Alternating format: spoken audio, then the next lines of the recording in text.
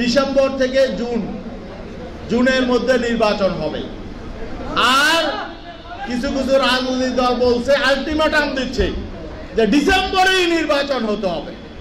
কেন আলটিমেটাম? এবং এই জন্য তারা আন্দোলনেরও ডাক দিচ্ছে। আবার আমি পরিষ্কার নাম ধরে বলতে চাই, এই জাতীয়তাবাদী দল বিএনপির একজন নেতা গয়েশ্বর চন্দ্র রায়, আজকে আপনারা সবাই দেখছেন, মিডিয়ায় দেখছেন না, কি বলেছে? এই বর্তমান সরকার নাকি ক্ষমতায় থাকার জন্য মৌলবাদীদেরকে ঐক্যবদ্ধ করছে। মৌলবাদী কারা? কাদেরকে আপনি মৌলবাদী বলছেন? আওয়ামী লীগ যাদেরকে মৌলবাদী বলতো তাদেরকে? তা আওয়ামী লীগ কি আপনাকে বিএনপিতে তাদের দায়িত্ব পালনের জন্য আগের থেকে ঠিক করে রেখেছে?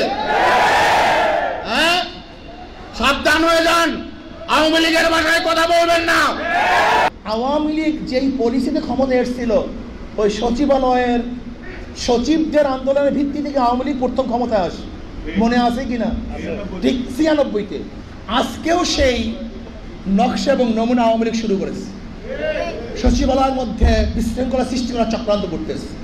আমি অবশ্যই সচিবালয়ের লোকদেরকে বলবো, ৯৬ আর ২০২৫ কিন্তু এক নয়।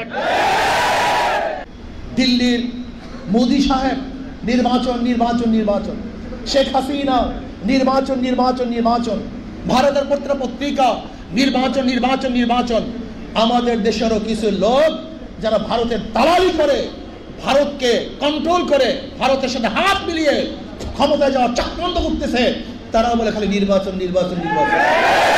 আমরা বলি নির্বাচন, কিন্তু সংস্কারের আগে কোনো নির্বাচন নয়। যদি সংস্কারের আগে নির্বাচন হয়, তাহলে চাঁদাবাজরা আবারও ক্ষমতায় যাবে, লুটেরও আবার ক্ষমতায় যাবে, দুর্নীতিবাজরা আবার ক্ষমতায় যাবে। আমি দেখেছি এখন বিএনপির অনেক কথাবার্তা এবং তাদের কাজ ফেসিস আওয়ামী লীগের সাথে হুবাহু মিল, কাজেও মিল, বক্তব্যও মিল। ওই আওয়ামী লীগ যে বক্তব্য দিতেন, মুখস্থ বক্তব্য, এরা রাজাকার, এরা মৌলবাদী, এরা চরমপন্থী, এরা গোড়াপন্থী, এরা অমুকপন্থী, আজকেও দেখছি বিএনপির মুখে একই বক্তব্য। আমার আওয়ামী লীগ যে চাঁদাবাজি করতো, দুর্নীতি করতো, আজকে দেখতেছি একটা দল সেই একই কাজ করতেছে, দুর্নীতি করতে, চাঁদাবাজি করতে। আমরা চাঁদাবাজ, চাঁদা মুক্ত দেশ চান না চাঁদাওয়ালা দেশ চান?